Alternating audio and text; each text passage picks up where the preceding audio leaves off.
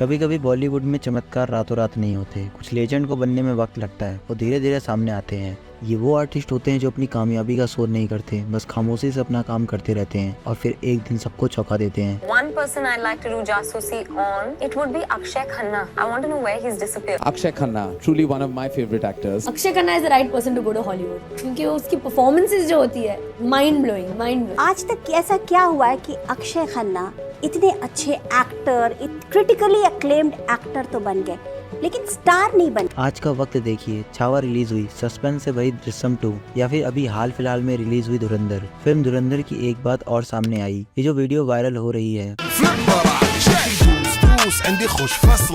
ये step without choreographer की help से किया गया है। दानिश पंडौर ने खुद कहा है, whole choreography was happening in the middle of that. Akshay sir said ke, so the dance is happening. The dance is happening. Can I dance? हम लोग वहाँ से enter कर रहे हैं and everyone is dancing and he looks at everyone and then he starts dancing on his own. There's no choreography for him. He starts dancing on his own. He's all the steps he takes is ये. Is it? Yeah. And everyone is like, oh, ये क्या कर दिए इन्होंने। पता है इन सब में एक पैटर्न है, एक चीज कॉमन है। फिल्म का हीरो कोई भी हो, पोस्टर पर चेहरा किसी का भी हो, लेकिन जब ऑडियंस थिएटर से बाहर आती है तो जुबान पर सिर्फ और सिर्फ अक्षय खन्ना होते हैं। रणवीर सिंह पे भारी नहीं पड़े अक्षय खन्ना। अक्षय खन्ना पूरे इंडियन सिनेमा पे भारी पड़ गए। अक्षय खन्ना क्या लगा सबसे अच्छा? अक्षय खन्ना भाई, अक्षय खन्ना तोड़ नहीं है। अक्षय खन्ना के बारे में क्या कहना? बट हाउ, कैसे एक एक्टर जिसे बॉलीवुड ने एक टाइम में लगभग किनारे कर दिया था, जिसे कई सालों तक इंडस्ट्री ने आउटडेटेड मान लिया था, एक ऐसा स्टार किड जो अपने काम से ज्यादा अपने गिरते हुए बालों और बोल्ड लुक की वजह से मजाक तक का झेल चुके थे, वो एक्टर आज के दौर में लाखों लोगों के न सिर्फ फेवरेट बन चुके हैं, बल्कि उससे भी बढ़कर आज वो हमारी इंडस्ट्री के सबसे रिस्पेक्टेड, सबसे रिलायबल और सबसे पावरफुल परफॉर्मर बन गए हैं। बट वाई, ये सवाल पूछना जरूरी है, कैसे अचानक अक्षय खन्ना दुनिया की नज़र से एक साइड हीरो से गेम चेंजर बन गए? क्या ऑडियंस का टेस्ट बदला? क्या सिनेमा इंडस्ट्री में चेंज आया या फिर अक्षय खुद बदल गए? इस वीडियो में हम उसी सफर को, उसी बदलाव को डिकोड करेंगे, बिकॉज उनकी वापसी महज एक कमबैक नहीं था, ये रेवोल्यूशन था, ये असली कलाकार की पहचान थी। Onwards, whenever I've seen him as an actor, and which is seldom, too less, like Karan says, or maybe that is what is beautiful, that he comes once in a way, and when he comes, he really creates something unfathomable as an actor. I really appreciate your acting here, and this is honest truth. याद कीजिए वो दौर, एक लंबा time था जब बॉलीवुड सिर्फ एक चीज पर चलता था और वो था स्टारडम। बॉलीवुड से बड़े नाम, बड़े लाइट्स और बड़े स्टार को इम्पोर्टेंस देता था। एक पावरफुल एक्टिंग और रियल इमोशनल, ये सब चीजें सच कहें तो हमेशा से सेकेंडरी थी।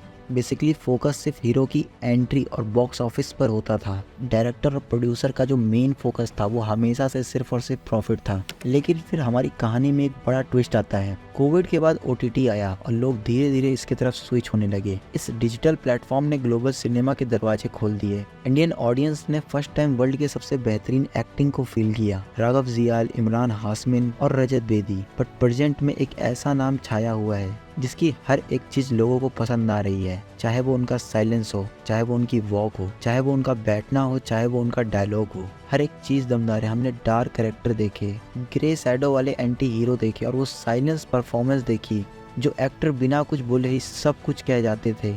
अक्षय खन्ना एक ऐसा नाम जिसने ये सब चीज पहले ही कर रखी थी, जिसका लेवल, जिसका टैलेंट और हुनर हम आज से लगभग 10-15 साल पहले समझ ही नहीं पाए थे कि आज के जो एक्टर जो कर रहे हैं, अक्षय खन्ना ये सब पहले ही कर चुके थे। आप लोगों ने उनकी प्रेजेंट की मूवी और सबसे ज़्यादा फेमस रोल तो देखे ही होंगे।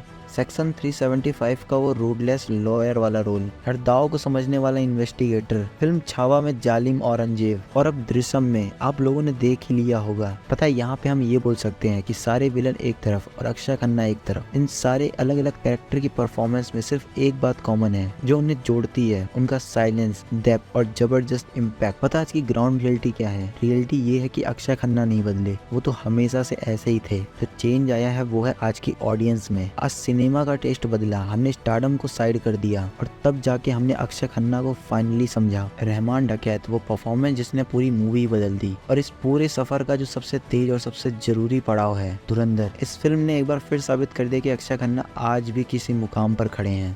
जो वादा किया गया उसे भूलने की गुस्ताखी मत करना।